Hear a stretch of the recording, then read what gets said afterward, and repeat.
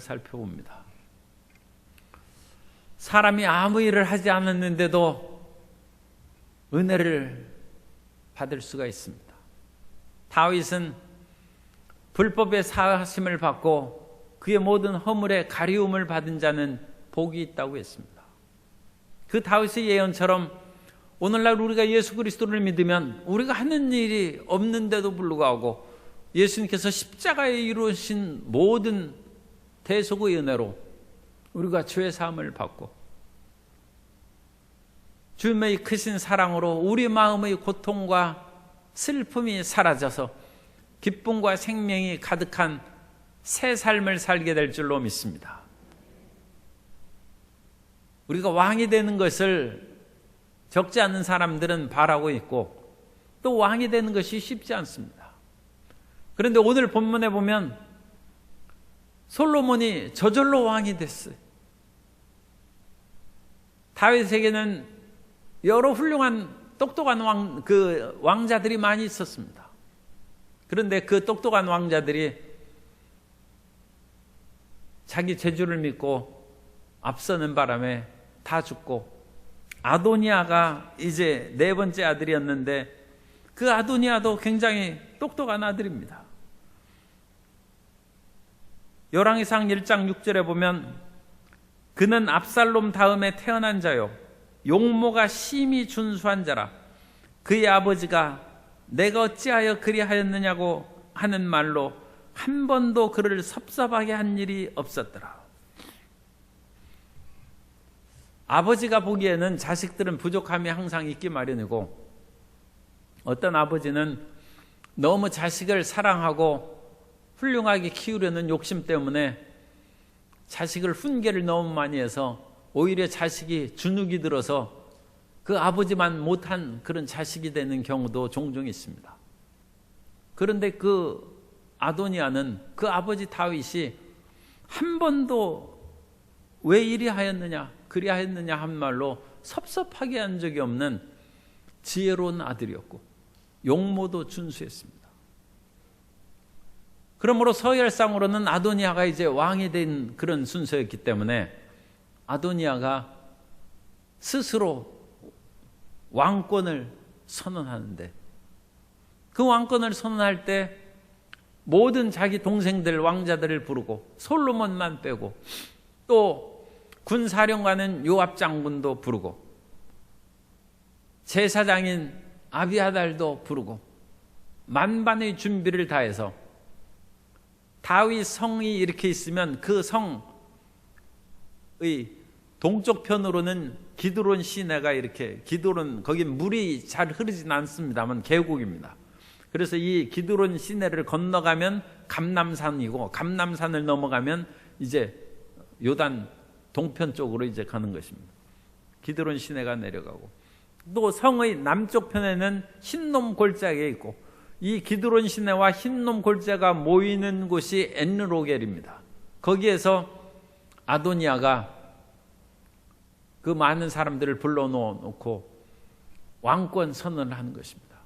그런데 그 회동은 다윗 왕에게 보고하지 않은 것이기 때문에 일종의 은밀한 비밀 회동인데 사실 그 자리에서 여러 음식을 준비하고 모든 사람들이 모여 있기 때문에 그 사람들이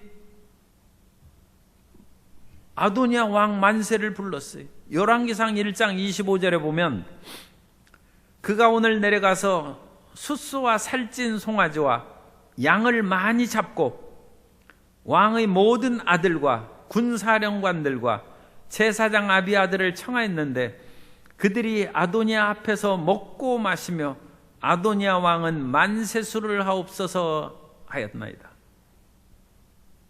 아도니아 왕 만세를 불렀다는 것입니다. 예히 하멜렉 아도니아. 그런데 아도니아 왕은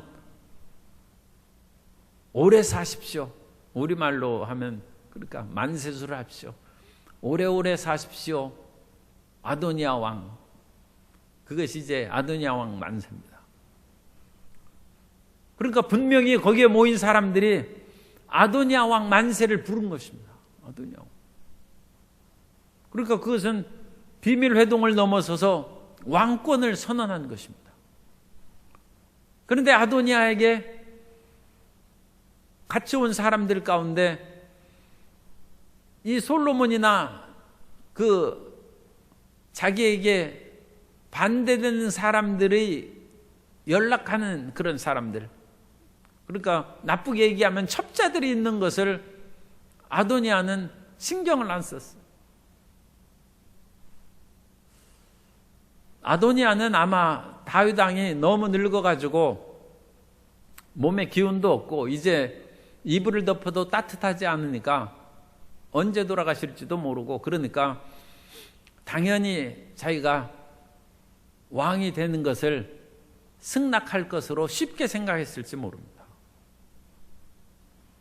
그리고 자기 동생 솔로몬을 너무 과소평가했어요. 그런데 오늘 읽은 그 본문 앞에서도 보면 솔로몬은 왕이 되기 위해서 노력한 것이 하나도 없어요. 그거에 대해서 이런 방구 언급이 안 돼 있습니다. 솔로몬의 어머니 밧세바가 나서고 솔로몬에게 이름을 지어준 사람이 선지자 나단입니다. 나단이 나서서 일을 행했고, 그 다음에 솔로몬이 기온샘에 내려가서 기름 부을 때까지 솔로몬이 어떤 일을 행하는 것이 하나도 없어요. 아도니아는 자기가 왕이 되기 위해서 모든 일을 행했는데도 불구하고 우리가 결론부터 아는 것처럼 아도니아는 왕이 못 됐어요. 그런데 솔로몬은 한 일이 언급이 하나도 없어요. 그런데 솔로몬은 왕이 됐어요. 인생이 하나님의 뜻을 따라 살아가는 지혜가 필요합니다. 아무리 애쓰고 힘쓴다고 해서 일이 되는 것이 아닙니다. 아도니아는 용모도 준수하고 지혜로운 아들이었습니다. 솔로몬은 지혜의 언급도 없어요. 솔로몬이 지혜를 얻은 것은 왕이 된 이후에 솔로몬이 하나님 앞에 기도합니다. 하나님, 저는 나이도 어리고 이 솔로몬의 연대 나이를 이제 계산하기가 쉽지 않는데, 어쨌든 그 나이를 계산해 보면 20이 채 안 됐을 것이다. 20살이 채 안 되어서 솔로몬이 왕위에 오른 것으로 계산이 됩니다. 왜냐하면 이미 다윗은 모든 주변을 정복하고 이미 왕궁에서 편안하게 있을 때 밧세바를 취했고, 그 다음에 솔로몬을 낳았기 때문에 밧세바의 첫 아들은 죽었고 했기 때문에 이 다윗의 말년 이야기입니다. 밧세바를 취하는 것은 다윗이 이제 전쟁에도 안 나가는 말년 이야기이기 때문에 그 나이가 들어서 한 것입니다. 그러니까 50 넘어서 솔로몬을 낳은 것 같아요. 그리고 다윗은 70에 돌아가십니다. 그러니까 솔로몬은 나이가 많아야 20살이고 20살이 못된 사람. 그러니까 아도니아는 아직 어린 솔로몬에게 신경 쓰지 않았어요. 주의를 기울이지 않았어요. 그런데 솔로몬에게 신경을 쓰고 주의를 기울인 사람이 선지자 나단입니다. 나단은 솔로몬에게 이름까지 지어줬어요. 그러니까 하나님의 계시가 이미 나단에게 임한 것으로 생각을 합니다. 사무엘하 12장 25절에 보면 선지자 나단을 보내 그의 이름을 여디디아라 하시니, 하나님께서 선지자 나단을 보내서 이름을 지어주라고 했어요. 여디디아라는 것은 야훼께서 사랑하신다는 뜻입니다. 이는 야훼께서 사랑하셨기 때문이더라. 솔로몬이 왕이 된다는 그런 어떤 계시나 언급이 지금 우리가 열왕기상 1장을 읽고 있습니다만 그 앞에 없습니다. 그래서 솔로몬이 왕 된다는 것은 우리는 당연하게 너무 그렇게 설교를 듣고 이렇게 생각해서 훗날의 그런 왕이 된 것을 통해서 당연시 생각하는데, 열왕기상 1장 이전에 솔로몬이 왕 된다는 얘기가 없어요. 그러므로 솔로몬이 왕 될지 아도니아가 왕 될지 누가 왕 될지 그건 모르는 것입니다. 그러므로 아도니아는 자기 계획과 자기 생각대로 왕이 될 것을 생각했고, 솔로몬은 자기는 왕이 될 것을 생각을 못했을 수도 있어요. 그런 형편인데도 불구하고 하나님께서 솔로몬을 왕으로 세우시는 것입니다. 그리고 솔로몬이 왕이 된 이후에는 그 이후에 기록된 역대상하에서나 시편에서는 이제 솔로몬의 왕권에 대한 그런 기록들이 나타나는 것입니다. 그런데 우리가 지금 사무엘상하, 열왕기상 1장까지 읽고 있는데 솔로몬이 왕 된다는 것은 우리가 발견을 못했습니다. 그 모든 것은 감추어진 상태로 진행되고 있다는 것을 우리가 압니다. 그런데 이 나단이 선지자적인 그런 지혜, 또 자기의 그런 가까운 사람들을 통해서 아도니아의 행적을 환히 알고 있어요. 그래서 아도니아가 사람들을 모아가지고 왕권을 선언한다는 것을 소식을 듣고 나단이 다윗 왕에게 이 사실을 알려줘야 되는데, 다윗이 침실에서 그야말로 아직 몸이 그와 같이 상쾌하게 낫지 못했기 때문에 거기서 아비삭의 시중을 받고 있으므로 침실로 밧세바를 보내서 그 사실을 얘기합니다.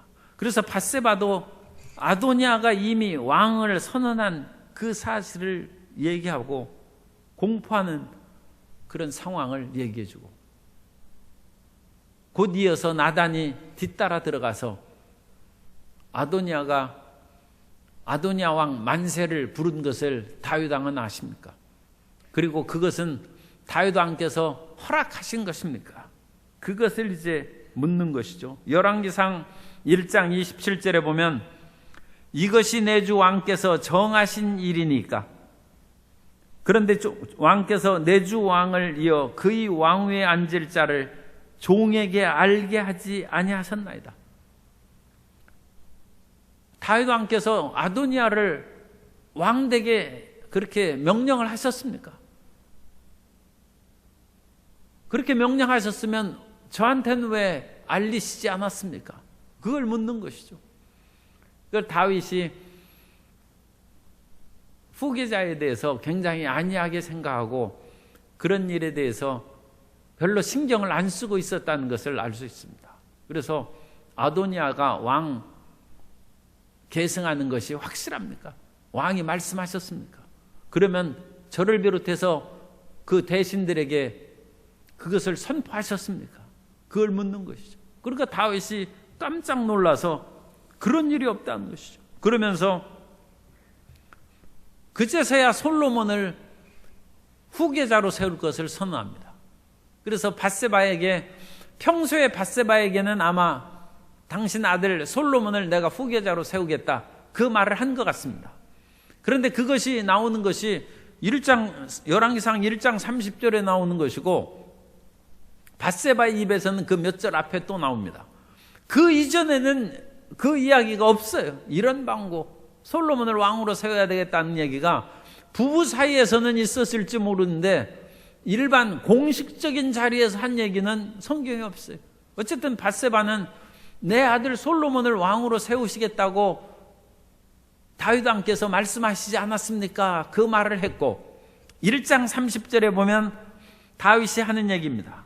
내가 이전에 이스라엘 하나님 야훼를 가리켜 내게 맹세하여 이르기를 내 아들 솔로몬이 반드시 나를 이어 왕이 되고 나를 대신하여 내 왕위에 앉으려 하였으니 내가 오늘 그대로 행하리라.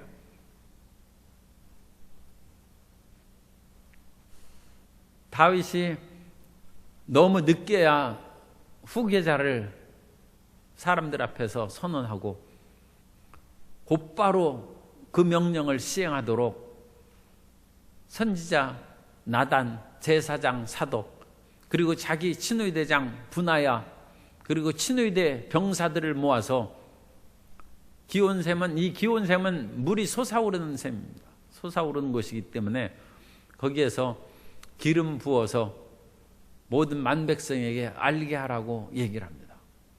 그런데 그와 같은 일을 명령할 때 이미 아도니아는 사람들과 모여서 먹고 마시고 아도니아 왕 만세를 부리고 즐겁게 불렀을 거예요. 그런데 지금 솔로몬을 데려다가 기름 부은 것은 아무 준비도 없어요. 갑작스럽게 지금 하는 것입니다. 그 아도니아가 비밀 회동을 한다는 소식을 듣고 나단이 얘기를 함으로써 다윗이 그 즉시에서 명령을 한 것입니다. 그러므로 솔로몬의 왕 등극이 어떻게 장엄하고 화려하고 그렇게 됐겠습니까? 그런 건 없겠죠. 다윗이 타고 다니는 그런 노새에 솔로몬을 모셔가지고 기온샘, 거기는 뭐 가깝습니다. 가깝고 이 기온샘으로부터 밑으로 쭉 내려가면 그 아도니아가 있는 엔로겔인데 그렇게 멀지 않습니다. 그러니까 기온샘에서 솔로몬에게 기름을 붓고 솔로몬 왕 만세 하면서 사람들이 환호하고 박수 칠 때 그 소리가 남쪽에 있는 엔로겔까지 충분히 들립니다. 그리고 이미 그 소리를 들었다고 성경에는 나오고 있습니다. 어쨌든 간에 열왕기상 1장 33절 이하에 보면 왕이 그들에게 이르되 너희는 너희 주의 신하들을 데리고 내 아들 솔로몬을 내 노새에 태우고 기온으로 인도하여 내려가고 거기서 제사장 사독과 선지자 나단은 그에게 기름을 부어 이스라엘 왕으로 삼고 너희는 뿔나팔을 불며 솔로몬 왕은 만세수를 하옵소서. 여기에서도 솔로몬 왕 만세를 외치고 저 남쪽에서는 아도니아 왕 만세를 외치고 그런 상황이 지금 벌어졌다는 것입니다. 그런데 어쨌든 간에 이제 솔로몬은 대관식을 이제 이룬 것이죠. 거기에서 솔로몬이 왕위에 즉극하고 다윗이 타고 다니는 노새를 타고 이제 다윗이 보좌까지 앉는 그런 일을 이제 시행하게 됩니다. 1장 45절에 보면 제사장 사독과 선지자 나단이 기온에서 기름을 부어 왕으로 삼고 무리가 그곳에서 올라오며 즐거워하므로 성읍이 진동하였나니 당신들에게 들린 소리가 이것이라. 솔로몬이 이 대관식을 하는 것은 어떤 면으로는 초라한 대관식이었을 수 있습니다. 그런데 역대상에 보면 솔로몬이 엄청난 대관식을 하는 것으로 그렇게 나타나 있어요. 지금 아도니아가 왕 돼가지고 갑자기 궁궐로 몰려 들어와가지고 다윗 보좌에 앉고 그러면 그야말로 큰일 아닙니까? 그러니까 그 시간에 솔로몬을 기름 부어가지고 빨리 다윗의 보좌에 앉게 해야 되니까 무슨 소를 잡아서 그것을 각을 뜨고 제사를 드리고 온갖 것을 준비하기에는 시간이 없죠. 여전히 아도니아는 거기에서 잔치를 벌이고 있는 그런 상황이니까. 그런데 역대상 29장 21절 이하에 보면 이튿날 야훼께 제사를 드리고 또 야훼께 번제를 드리니 숫송아지가 1000마리요 순양이 1000마리요 어린 양이 1000마리요 또 그 전제라 온 이스라엘을 위하여 풍성한 제물을 드리고 이날에 무리가 크게 기뻐하여 야훼 앞에서 먹으며 마셨더라. 무리가 다윗의 아들 솔로몬을 다시 왕으로 삼아 기름을 부어 야훼께 돌려 주권자가 되게 하고 사독에게도 기름을 부어 제사장이 되게 하니라. 솔로몬이 왕이 될 때 숫송아지가 1000마리, 순양이 1000마리, 어린 양이 1000마리 온갖 것으로 풍성하고 성대하게 잔치를 배설했어요. 그리고 역대상 29장 24절 이하에 보면 모든 방백과 용사와 다윗 왕의 여러 아들들이 솔로몬 왕에게 복종하니 모든 방백과 용사와 다윗 왕의 여러 아들들이 솔로몬 왕에게 복종하니 야훼께서 솔로몬을 모든 이스라엘의 목전에서 크게 심히 크게 하시고 또 왕의 위엄을 그에게 주사 그전 이스라엘 모든 왕보다 뛰어나게 하셨더라. 이 말씀 보면 다윗의 왕자들도 다 와가지고 솔로몬 왕 만세하면서 그 자리에 엎드렸다는 것이죠. 그런데 이 다윗 왕의 다른 왕자들은 솔로몬 왕 만세 소리를 듣고 다 집으로 도망갔어요. 아도니아도 도망가고. 그러니까 이 역대상 29장의 기록과 열왕기상 1장의 기록을 조화시키기 위해서는 솔로몬 왕이 2번 대관식을 한 것으로 그와 같이 해석을 할 수밖에 없습니다. 그래서 열왕기상 1장의 대관식은 서둘러 그냥 기름을 붓고 빨리 노새 태워가지고 다윗 왕의 자리에 딱 앉는 것이고, 그 다음에 날을 잡아서 그야말로 소, 양 그런 1000마리씩 잡아서 어마어마하게 그와 같이 큰 잔치를 배설하고, 또 솔로몬의 그런 형제들, 왕자들도 다 모여서, 용사들도 다 모여서 그 앞에 충성맹세를 해야죠. 그래서 솔로몬 왕이 등극할 때 그 앞자리에서 다 엎드려서 나는 왕께 충성하겠습니다, 다 그것을 다짐하는 그런 본격적인 대관식이 있었던 것으로 그와 같이 해석할 수 있습니다. 그리고 그런 것들이 이상한 것이 아니에요. 다윗 왕은 3번 기름 부음을 받았어요. 우리가 아는 것처럼 다윗이 양을 치고 있을 때 사무엘이 왔어요. 그래가지고 사무엘이 이새의 그런 아들들에게 기름을 부으려고 이렇게 보니까 그 정말로 훌륭한 아들들도 있어요. 그런데 하나님께서는 외모를 보지 말라, 나는 중심을 본다. 그래서 한 사람도 기름 부을 수가 없어요. 그러자 사무엘이 이새 보고 당신 아들이 여기 있는 것뿐이냐 하니까 막내 아들 하나 있는데 지금 양치고 있다, 빨리 데려와라. 그래가지고 다윗에게 기름 부었어요. 그 첫 번째 기름 부음입니다. 그리고 나서 다윗은 10몇 년을 쫓겨다니고 유랑 생활하다가 30살이 되어서 유다 지파의 왕으로 헤브론에서 2번째 기름 부음을 받습니다. 사무엘하 2장 4절에 보면 유다 사람들이 와서 거기서 다윗에게 기름을 부어 유다 족속의 왕으로 삼았더라. 다윗이 왕으로 2번째 기름 부음을 받았어요. 그리고 나서 7년 6개월이 지난 후에 이스라엘의 모든 장로들이 와서 다윗을 또 기름 부었어요.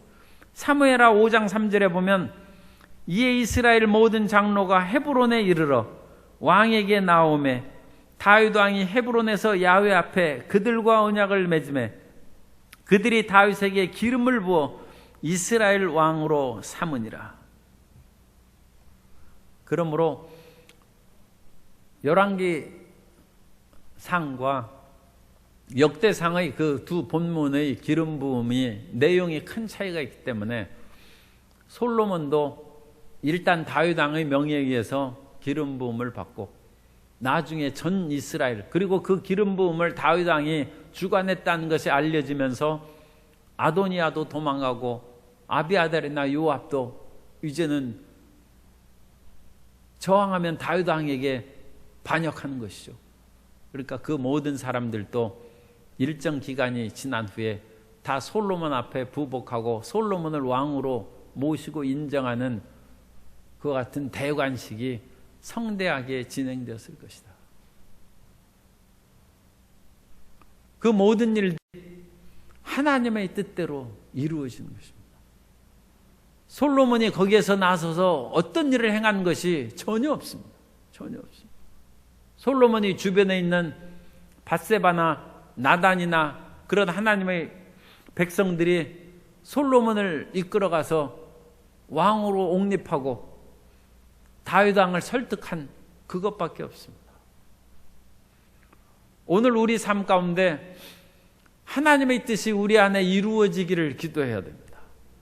그래야지 하나님의 뜻에 어긋나는 것을 아무리 발버둥 치고 발버둥 쳐도 안 이루어질 뿐만 아니라 그것은 사울이 가시체를 뒷발기를 하는 것처럼 사울이 율법의 열심을 가지고 자기가 율법의 그런 조항을 충실히 지키고 유대교의 중흥을 위해서 비전을 가졌던 청년이었어요. 그런데 예수님 믿는 사람이 나타나서 이 사람들이 율법의 그런 모든 상황과 다른 일을 행하기 때문에 그 예수님을 믿는 사람들을 붙잡아다 죽이고 가두고 온갖 핍박을 당했습니다. 그때 예수님께서 다메섹으로 가는 사울에게 나타나셔서 내가 하는 일이 가시체를 뒷발기를 하는 거나 마찬가지다. 그걸 해서 어떤 일이 이루어지는 것도 아니고 너만 아프고 고통스러울 뿐이다. 오늘 우리가 기도도 열심히 하고 모든 것을 잘하는데도 불구하고 일이 잘 안 되면 우리 깊이 생각해야 됩니다. 내가 이것을 가시체를 지금 뒷발기를 하는 것인지 하나님의 뜻을 이루기 위해서 마귀와의 싸움이 아직 끝나지 않은지 그 둘 중에서 무엇이 확실한 것인지 판단을 내려야 합니다. 그래서 무턱대고 그와 같이 일을 행한다고 해서 그 일이 되는 것이 아닙니다. 아무리 애쓰고 힘써도 하나님의 뜻에 거슬리는 것은 이루어지지 않습니다. 그리고 하나님의 뜻에 어긋나는 것이 이루어진다면 그것은 범죄하는 것입니다.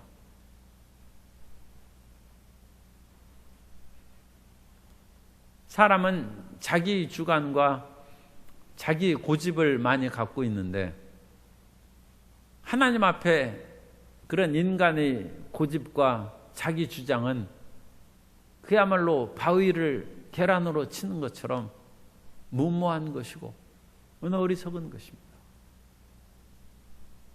아도니아가 왕이 되지 못하고 솔로몬은 한 것이 없어요. 하는 것이 아무것도 언급이 되지 않습니다.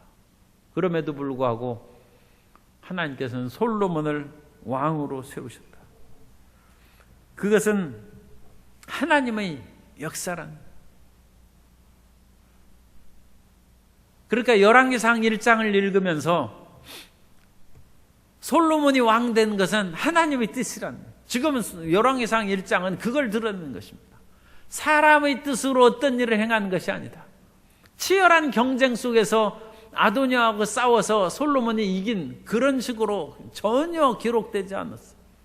솔로몬은 싸운 적이 없어요. 그런데 하나님께서는 솔로몬을 세우셨고 아도니아를 물러가게 한 것입니다. 옛날에 은나라라고 하기도 하고 상이라고도 하는데 거기에 마지막 왕이 주입니다. 주. 그 주왕이 그 달기를 사랑해서 나라를 혼란스럽게 하고 결국 나라가 망하는데 그 달기는 천하의 절색인데 그 달기에게 귀신 들렸다는 얘기가 있어요. 그런데 우리말로는 그냥 귀신이고 요괴에 들렸다고 이제 그렇게 나옵니다. 그래서 그 요괴에 들린 달기의 그런 얼굴을 보고 이 주왕이 정신이 나간 것이죠. 그래서 어떤 그 당시 이제 술객이 와서 얘기합니다. 왕궁에 요사스러운 기운이 가득하다. 그런데 그게 참 놀라운 대답을 하는 거예요. 그 주왕이 그 얘기를 합니다. 쓸데없는 얘기 하지 마라. 나는 하늘이 낸 사람인데 귀신 따위가, 요사스러운 귀신 그런 따위가 나를 죽일 수 없느니라. 내가 그것을 보고 깜짝 놀랐어요. 아이 중국 그 고대 그런 얘기에서도 하늘이 낸 사람이라는 그게 천자죠. 하늘의 아들. 황제는 천자라고도 하죠. 하늘이 냈기 때문에 그것은 그야말로 하나님이 자기를 세우셨기 때문에 귀신 따위가 어떤 요사스러운 요괴가 있다 할지라도 자기를 그 자리에서 못 물리친다는 거예요. 그런데 주왕은 결국 나라가 망하고 죽었죠. 그것은 귀신이 죽인 것이 아니라 주왕이 그 달기의 요사스러운 그런 유혹에 빠져서 범죄하고 타락하고 백성을 죽이고 통치자의 올바른 길로 걸어가지 못했기 때문에 그 범죄함으로 죽은 거예요. 오늘 우리는 예수님을 믿었을 때 이 담대함을 가져야 돼요. 하나님께서 우리를 그 아들의 보혈로 사셨는데 세상에 어떤 요사스러운 귀신도 우리를 범접하지 못합니다. 그 자신을 가져요. 은나라 주왕도 그 죄를 지면서도 왕궁의 요사스러운 기운이 가득하다. 쓸데없는 얘기 하지 마라. 난 하늘이 낸 사람이다. 그러면 우리 앞에는 항상 탄탄대로만 있느냐? 그렇지는 않습니다. 하나님이 우리에게 내리신 우리 신분을 어떠한 귀신과 흑암의 세력도 건드리지 못하지만 우리 자신이 타락하면 무너지는 것입니다. 그러므로 우리가 이 세상에서 곤경에 빠지고 질병에 빠지고 또 삶의 여러 가지 역경에 빠지고 패망하는 것은 귀신이 우리에게 달라붙어서 나는 예수님 잘 믿는데 귀신이 와가지고 어지럽혀서 망한 그 절대 없습니다. 그런 일은 없습니다. 내가 하나님을 올바르게 믿는데 감히 악한 자가 어찌 우리를 건드립니까? 주님께서 허락하시지 않으면 참새 한 마리라도 땅에 떨어지지 않는다고 했고, 또한 요한일서 5장 18절에 보면 하나님께로부터 난 자는 다 범죄하지 아니하는 줄을 우리가 아노라. 하나님께로부터 나신 자가 그를 지키심에 악한 자가 그를 만지지도 못하느니라. 하나님의 백성들은 흑암의 세력이 만지지도 못합니다. 그런데 귀신이 와서 맨날 마사지 해주고 꼬집고 괴롭힌다. 그 사람이 범죄했기 때문에 그렇습니다. 그 사람이 죄를 지은 만큼 귀신이 그 사람을 노략질할 수 있습니다. 그 어두움의 세력만큼 할 수 있습니다. 그러나 우리가 마음과 뜻과 정성을 다하여 하나님을 모시고 나아갈 때 귀신이 건드릴 수가 없다. 범접할 수 없다. 많은 사람들이 사탄이나 귀신의 세력을 너무 크게 생각하고 강하게 여기는 그런 것들이 가끔 있습니다. 그런데 사탄은 기껏 해봤자 천사의 하나에 불과합니다. 성도 여러분이 그 천사들에 대해서 뭐 그렇게 많이 신경 쓰고 그렇습니까? 타락한 천사에 불과해요. 그런 한 천사에 불과한 사탄이 우리에게 무슨 어마어마한 일을 할 수 있는 것으로 그렇게 과대평가할 필요가 전혀 없습니다. 예수님께서 빌라도의 법정에 서셨을 때 빌라도가 얘기합니다. 나는 당신 예수님을 놓아줄 수도 있고 십자가에 못 박을 권세가 내게 있다. 빌라도가 총독이니까 그 말을 한 것이죠. 그러자 예수님께서 말씀하십니다. 하늘에 하나님께서 당신에게 그와 같은 권세를 주시지 않았더라면 총독인 내가 나를 감히 어찌할 수 있겠느냐. 그런 말씀을 하셨어요. 그리고 예수님은 빌라도 총독의 판결을 쫓아서 십자가를 지는 것이 아니라 하나님 아버지와 일찍이 기도하면서 겟세마네 동산에서 기도하시면서 그 이전도 물론 기도하시면서 예수님은 십자가의 길을 걸어가야 되는 것이 아버지의 뜻이라는 것을 아셨고 예수님께서는 그 길을 걸어가신 것입니다.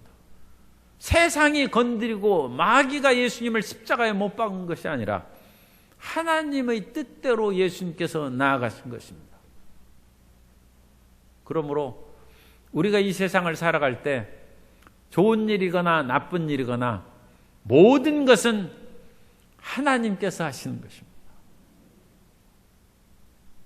그리고 전혀 두려워할 거 없어요. 너희는 참새보다 귀하다고 했습니다. 우리가 어찌 참새하고 비교할 수 있겠습니까?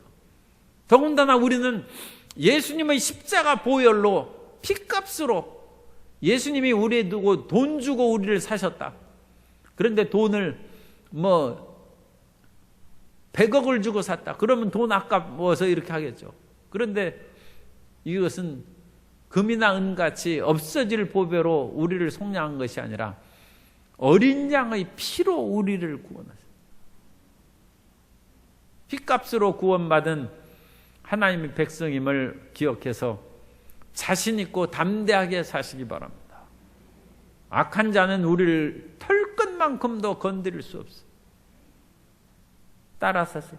나는 예수님의 피로 구속받았습니다. 악한 자가 만지지도 못합니다. 그런 배짱을 가지고, 아니 그 포악한 주 왕도 내가 하늘의 명을 받아서 천자가 됐는데 누가 나를 건드리냐, 그런 오만함이 있어요. 하나님의 자녀는 나는 하나님의 택하신 족속이요 왕 같은 제사장이다. 우리도 이미 왕이 됐어요. 우리 스스로 왕 되려고 노력한 것도 없는데 어느 날 보니까 우리가 왕 같은 제사장이라고. 그러니까 귀신들은 우리를 보고 떠는 것입니다. 그 사람이 예수님의 보혈로 씻음 받은 성령이 거하시는 사람이구나 해서 떠는데, 사람들도 귀신을 보면 떠는 거예요. 그래가지고 서로 귀신과 사람이 같이 떨고 있어요.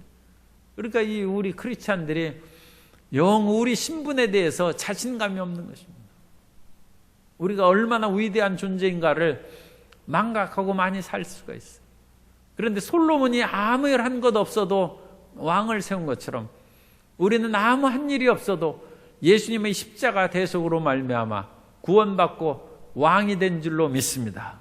왕 같은 제사장이 된 것입니다. 그러므로 그 안에서 힘과 용기를 가지고 담대히 살아가야 될 줄로 믿습니다.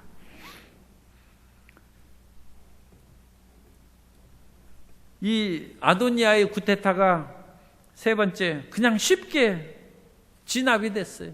아도니아가 일종의 구테타를 한 것이죠. 왕에게 보고 안 했으니까. 그런데 그것은 죽이는 압살롬의 구테타는 아니니까 무혈 구테타인데, 그 아도니아의 구테타가 그냥 실패를 했어요. 그래서 그 솔로몬 왕 만세하고 그럴 때 사람들이 그 소리를 들었어요. 소리를 들었을 뿐만 아니라 42절에 보면 말할 때 제사장 아비아달의 아들 요나단이 오는지라 아도니아가 이르되 들어오라, 너는 용사라, 아름다운 소식을 가져오는도다. 그러자 아비아달의 아들 요나단이 다윗 왕이 아도니아 당신이 아니라 솔로몬을 왕으로 세우셨습니다. 그 말을 듣고 아도니아와 함께 있던 사람들이 자리를 떴어요. 이제 큰일 났구나. 그 모든 사람이 자리를 다 떠서 없어졌고, 아도니아는 이제 자칫하면 내가 죽겠구나 싶어가지고 성전으로 뛰어가서, 아직 천막에 있는 성소죠, 거기서 번제단의 뿔을 잡았어요. 번제단의 뿔을 잡는 것은 속죄 제사를 드릴 때 번제단의 뿔에다가 피를 바릅니다. 속죄의 피를 바르기 때문에 내 죄를 용서해달라는 그런 신호입니다. 번제단의 그 뿔을 잡음으로써 나도 하나님의 은혜 가운데 내가 지은 죄가 있어도 용서함을 받을 수 있다는 것을 주장하는 것입니다. 레위기 4장 25절 이하에 보면 제사장은 그 속죄 제물의 피를 손가락에 찍어 번제단의 뿔들에 바르고, 그래서 속죄 제물의 피를 번제단 뿔에 바른 것이죠. 그 피는 번제단 밑에 쏟고 그 모든 기름은 화목제 제물의 기름같이 제단 위에서 불사를 지니 이같이 제사장이 그 범한 죄에 대하여 그를 위하여 속죄한즉 그가 사함을 받으리라. 그래서 아도니아가 번제단 뿔을 잡았다는 소식이 이제 들리니까 솔로몬이 뿔 잡은 손 놓고 그냥 집으로 돌아가라. 내가 용서한다고 했어요.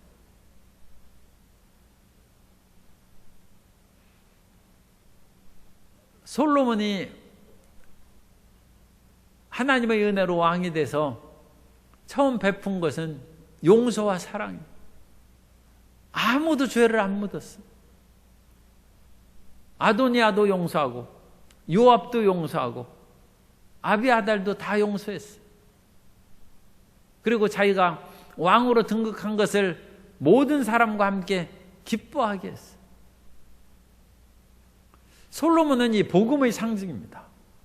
솔로몬은 평화의 왕이라고 한 것처럼 하나님께서 이 세상을 이처럼 사랑하사 독생자를 주셨은즉 누구든지 그를 믿으면 멸망하지 않고 영생을 얻는다. 어떠한 사람이든지 하나님 앞에 나오면 죄사함을 받고 용서함을 받을 수 있습니다. 왕을 대적하는 사람은 그 심각한 죄죠. 솔로몬은 자기를 대적한 아도니아를 죽여야죠. 그런데 그 당시에 죽이지 않았어요. 나중에 아도니아가 아비삭을 구하는 얘기가 이제 다음에 나옵니다. 그 말을 듣고 아도니아를 죽이지, 지금 아도니아 왕 만세 그것을 외쳤다고 해서 솔로몬이 죽이지 않았어요. 용서했습니다. 오늘 우리가 어떤 죄를 지었든지 예수님 앞에 나와서 우리가 십자가의 대속의 은혜를 믿고 우리 죄를 자복하면 저는 미쁘시고 의로사 우리 죄를 사하시고 모든 불의에서 우리를 깨끗하게 하실 줄 믿습니다. 그러므로 우리의 지은 과거의 죄로 인하여 우리가 심판받고 멸망하지 않습니다. 그런데 중요한 것은 용서받은 다음의 문제예요. 아도니아가 용서받은 후에 그 마음 가운데 다른 생각이 있어서 다윗의 그런 수종들던 아비삭을 자기에게 달라고 했어요. 아비삭은 심히 아름다운 여자라고 했죠. 그런데 후궁을 취하는 것은 고대 왕실에 있어서 후궁은 이제 하렘이라고 하는데 그 하렘에서는 후임자 왕이 오르면 그 후궁의 모든 것을 관할하는 권리를 갖습니다. 그러니까 중국에서도 이 측천모가 있는데 측천모는 원래 아버지의 후궁이었어요. 그런데 그 아들이 또 자기 비위로 삼았어요. 그리고 자기가 죽은 후에는 그 여인이 스스로 황제가 됐어요. 그래서 최초의 여자 황제거든요. 중국에서도 그런 그 후궁의 고사가 있어요. 그렇기 때문에 그런 것들은 일반 생각으로는 참 있을 수 없는 일이지. 그런데 후궁을 달라고 하는 것은 왕권을 노리는 것입니다. 그 죄로 인하여 죽는 것입니다. 오늘 우리는 이전의 죄로 인하여 죽는 것이 아니라 지금 짓는 죄로 인하여 귀신이 우리를 괴롭히는 것이고 지금 짓는 죄로 인하여 고통이 다가오는 것입니다. 사람들은 죄를 이렇게 어려운 일이 다가올 때 많이 그 생각을 해요. 내가 사주팔자가 나쁘고 내가 지은 죄가 많아서 이렇게 어렵다. 그것은 예수님 잘못 믿은 것입니다. 우리는 예수님을 믿을 때 우리의 모든 과거의 죄가 그야말로 흰눈처럼 깨끗이 씻어지고 먼 바다에 던져져서 하나님께서 기억지도 않으신다는 것을 우리는 반드시 믿어야 될 것입니다. 그러므로 내 과거의 잘못으로 인하여 어떤 일이 지금 나쁘게 다가온다. 그거 없습니다. 그런 건 없습니다. 그런 것을 생각하는 것은 잘못된 그런 생각을 하는 것입니다. 그러면 지금 어려운 일이 다가온 것은 왜 그렇냐? 자기 마음을 고치지 않았기 때문에 그렇습니다. 이전에 그 잘못된 생각을 가지고 지은 죄 때문에 내가 지금 고통을 당하는 것이 아니라 그 잘못된 생각을 지금도 반복해서 행하기 때문에 죄가 지어지는 것이고 하나님의 심판이 다가오는 것이고 그 죄로 말미암아 형벌이 다가오는 것입니다. 우리가 예수님을 믿을 때는 이전 것은 지나갔으니 보라 새 것이 되었다고 완전 새 사람이 되었는데 과거는 싹 잊어버린, 그리고 이미 며칠 전에 지은 죄라 할지라도 그것을 회개했으면 사라집니다. 그러나 그것으로 인하여 죄를 짓고 어떤 물질적인 손해가 생겼다. 그러면 그것은 지금 죄는 회개됐지만 물질적인 손해는 지금 자기가 만회할 때까지는 그것이 없는 것이죠. 그러니까 그것은 노력해서 그건 보충을 해야죠. 우리 삶 가운데 고통이 다가올 때 현재의 나를 생각하시기 바랍니다. 그것이 하나님 앞에 정직한 것입니다. 주님, 지금 현재 나 자신이 올바르지 못합니다. 그걸 고백하는 것입니다. 지금 하나님 앞에 내가 이전의 죄 짓던 생각을 여전히 갖고 살고 있습니다. 그 마음이 없어지기까지는 죄악이 안 떠나죠. 과거의 잘못으로 인하여 지금 어려운 것이 아니라 지금 그 잘못된 생각을 여전히 움켜쥐고 있기 때문에 우리는 죄인이고 그렇게 살아가는 것입니다. 그 마음을 끊어버리지 않으면 마귀의 사슬에서 못 벗어납니다. 마귀는 그 잘못된 사슬을 통해서 끊임없이 들어오는.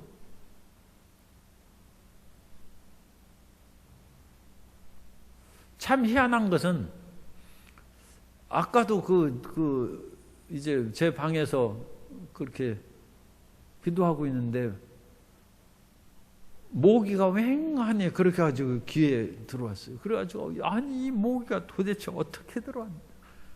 그리고 집에서도 가끔 모기들이 들어와요. 그래가지고 모기가 어찌 들어오는지 그야말로 베란다 그것도 닫았지, 거기다 모기망 이렇게 해서 막았지. 그런데도 모기가 어디에서 뚫고 들어오더라고요. 그러니까 모기가 들어오는 그런 어떤 구멍이 있는 것이죠. 까닭 없이 귀신이 들어오고 재앙이 우리에게 오겠습니까? 우리 마음의 허점이 있는 거죠.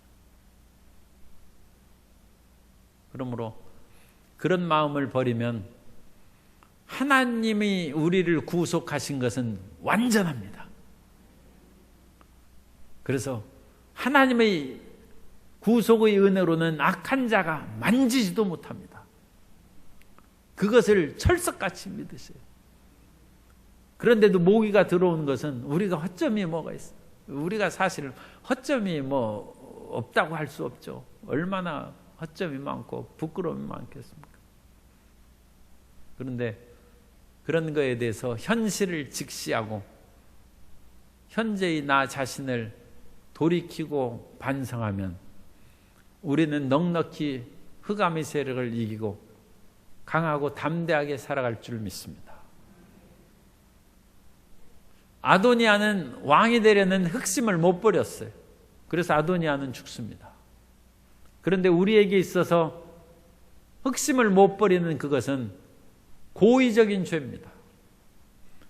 성경에서 용서받지 못할 죄가 성령 회방죄인데 그건 너무나 두려운 것이기 때문에 성령에 대해서 함부로 얘기하면 그건 사심을 받지 못한다고 했어요.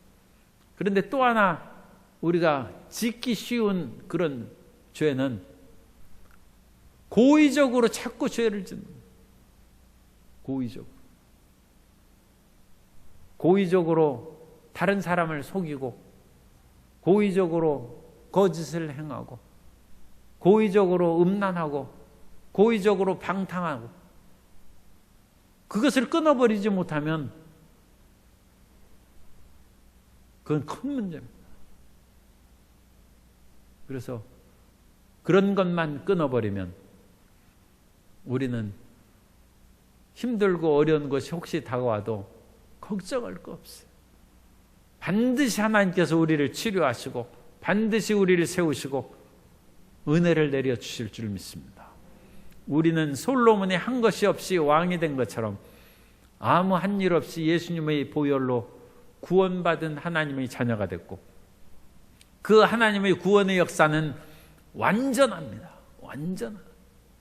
그러니까 빈틈이 없어요. 그런데 그 완전한 것을 구멍을 내는 것은 여전히 우리가 과거의 생각에 사로잡히고 과거의 죄악의 유혹을 끊어버리지 못하고 탐욕의 마음이 우리 마음 가운데 자리 잡고 있기 때문인데, 그것을 우리가 인정하고 현실을 직시함으로써 그것을 끊어가고 정리하면 우리 앞길이 환하게 열릴 것이고 하나님의 생명의 역사가 우리의 삶과 우리의 가정의 삶에 넘치게 임하게 될 줄로 믿습니다. 그런 하나님의 은혜 가운데 정말로 풍요와 행복을 누리는 솔로몬 왕과 같은 복된 하나님의 자녀들이 되시기를 예수님 이름으로 축원합니다.